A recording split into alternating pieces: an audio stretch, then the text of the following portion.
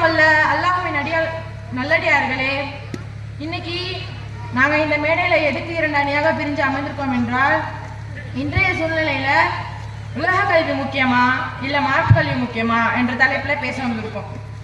சரி, ஏன் உலக கல்வியை நம்ம தேர்வு செய்ய வேணும் என்று உங்க வாதத்தை நபிலா நீங்க எடுத்து வைக்கலாம். அஸ்ஸலாமு அலைக்கும் வரஹ்மத்துல்லாஹி வபரகாத்துஹு. இங்கு கூடியுள்ள அனைவருக்கும் அல்லாஹ்வின் சாந்தியும் சமாதானமும் நிலவட்டுமாக என்று பிரார்த்தித்தவளாக என்னுடைய உரையை நான் ஆரம்பம் செய்கிறேன். நடுவர் அவர்களே, இன்று இந்த மேடையில் நாம் அனைவரும் அமர்ந்து பேசிக் கொண்டிருக்கிறோம். உலக கல்வியை கற்றதன் காரணமாக நமக்கு படிக்கவும் எழுதவும் தெரிகிறது. ஓடிக்கொண்டிருக்கக்கூடிய இந்த உலகத்துல உலக கல்வி இல்லைன்னா வாழ முடியுமா சொல்லுங்க? கற்றோருக்கு சென்ற இடமெல்லாம் சிறப்புன்னு சொல்லுவாங்க. அதுக்கு தான் இந்த உலக கல்வியை கற்றுக்கிட்டோம்னா நாம் செல்லக்கூடிய இடத்திலெல்லாம் நமக்கு சிறந்த பெயர் கிடைக்கும்ல. அதுக்கு தான் நடுவர் அவர்களே, பெரிதும் உதவுவதும் உலக கல்விதான் என்று கூறுகிறேன். அஸ்ஸலாமு அலைக்கும் வரஹ்மத்துல்லாஹி வபரகாத்துஹு. மார்க்க கல்வி தரப்பிலிருந்து அஃப்ரா அவங்களோட வாதத்தை நீங்க எடுத்துக்கணும். அஸ்ஸலாமு அலைக்கும் வரஹ்மத்துல்லாஹி வபரகாத்துஹு. நடுவர் அவர்களே, எழுத்தரப்பினர் சொன்னாங்க உலக கல்வியால தான் எழுதவும் படிக்கவும் தெரியுதுன்னு. அந்த கருத்துல எந்தவித சந்தேகமும் இல்லை. கண்டிப்பா மார்க்க கல்வியை படிச்சுதாகணும். அதை புரிஞ்சு படிக்க உலக கல்வியும் அவசியம்தான். நாங்க உலக கல்வியை படிக்க வேணாம்னு சொல்லல, ஆனா உலக கல்வியை மட்டுமே தான் படிக்க வேணாம்னு சொல்றோம். நடுவர் அவர்களே,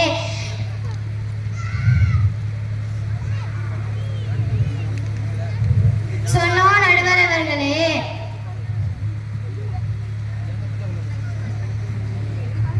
உலக கல்விய எதுக்கு படிக்கிறாங்கன்னா, இவங்க கல்யாண பத்திரிகையில பேருக்கு பின்னால ஒரு பிஎஸ்சி பிகாம்னு போட்டா தானே கல்யாணத்துல கொஞ்சம் கௌரவமா இருக்கும். அதனால தான் நடுவர் அவர்களே, கொஞ்சம் அவங்களே மனசு தொட்டு சொல்லுங்க. எத்தனை பேருக்கு அவங்க படிச்சதெல்லாம் நினைவுல இருக்குன்னு இதற்கு யாராலையும் பதில் கூற முடியாது. காரணம், உலகத்துக்காக மட்டுமே ஓடிக்கிட்டு இருக்காங்க. மார்க்க கல்வியை படிக்கணும்னு சொல்றது இப்படி பேருக்கு பின்னால போட இல்லை நடுவர் அவர்களே, அத அவங்களுடைய வாழ்க்கையில நடைமுறைப்படுத்துவதற்காக தான்.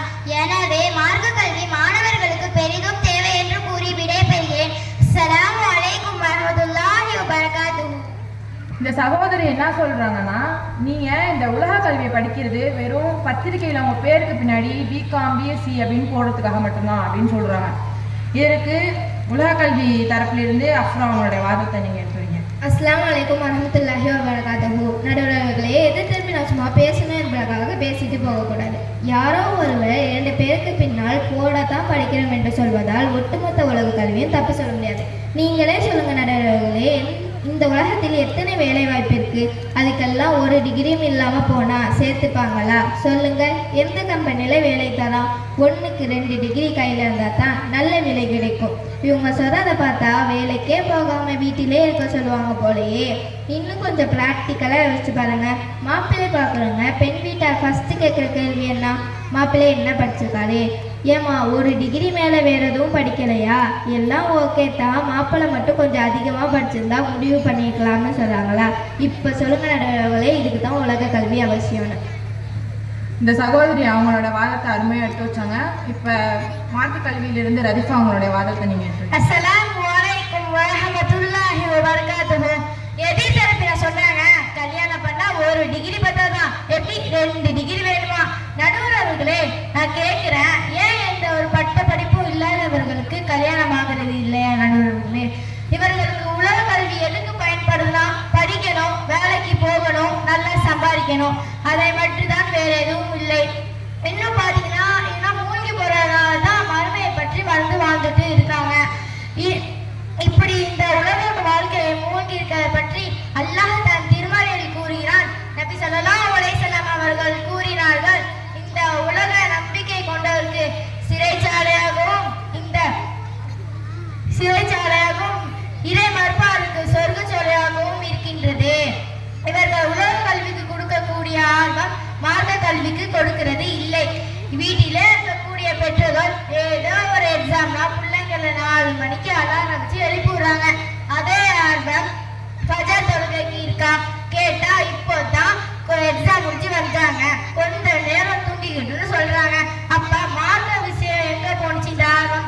மார்க்கத்தை ஃபாலோ பண்ணா ரொம்ப கஷ்டமா இருக்கு. ஆனா பப்ளிக் எக்ஸாம்னா ஒரு ஆண்டு முழுவதும் படிப்பாங்க, அது கஷ்டமா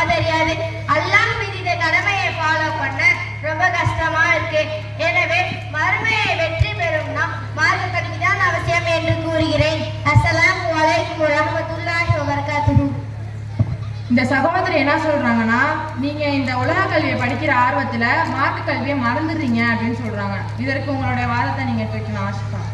அஸ்ஸலாமு அலைக்கும் வரஹ்மத்துல்லாஹி வபரகாத்துஹு. எதிர்த்தரப்புல என்ன சொல்ல வராங்க, எங்களுக்கு மார்க்க அறிவே இல்லைனா இப்படி நாங்கள் மார்க்க அறிவில் பூஜ்யமா நடுவர்களே, உங்களை இடத்துல நான் ஒரு கேள்வி கேட்குறேன். கேள்வியா? என்கிட்டயா? சரி கேளுங்க. பயப்படாதீங்க, படிச்சதுலாம் கேட்க மாட்டேன். உங்களுக்கு உடம்பு சரியில்லைன்னா எங்க போவீங்க? இது என்னம்மா கேள்வி? ஹாஸ்பிட்டல் தான் போவேன். அங்க யார் உங்களுக்கு மருத்துவம் பாப்பா? மருத்துவம் படிச்ச டாக்டர் தான் பார்ப்பாங்க. அங்க போய் நீங்களோ நானோ பார்க்க முடியுமா? அந்த மருத்துவத்துக்குன்னு சில படிப்புகள் இருக்கு, அதையெல்லாம் படிச்சு முடிச்சு பயிற்சி பெற்றாதான் அந்த மருத்துவம் பார்க்க முடியும். அப்படி அந்த மருத்துவம் செய்கிற வேலை என்ன? எவ்வளோ கோடி கோடியாக கொடுத்தாலும் ஈடாகாத மனித உயிரை காப்பாற்ற போராடி கொண்டே இருக்காங்க. இதை பற்றி எல்லாம் என்ன சொல்லியிருக்காங்கன்னு அவங்களுக்கு தெரியுமா? அவங்க மறந்து போயிருப்பாங்க. சரி விடுங்க நடுவர்களே, நானே சொல்கிறேன். சூரா அல்-மாயிதா 5வது அத்தியாயத்தில் 32வது வசனத்தில் அல்லாஹ் சொல்றான், எவர் ஒருவர் ஒரு மனிதனை வாழ வைக்கிறாரோ அவர் மக்கள் அனைவரையும் வாழ வைப்பர் போலவார். எனவே நாம் படிக்கக்கூடிய கல்வி எங்களுக்கு மட்டும் உதவக்கூடியதாக இல்லை, பிற மக்களுக்கும் பயனளிக்கக்கூடியதாக தான் இருக்கு. இன்னும் பார்த்தோம்னா இந்த உலக கல்வி மூலம் தான் அறிவியல் சார்ந்த உண்மைகளை கற்றுக்கிறோம்.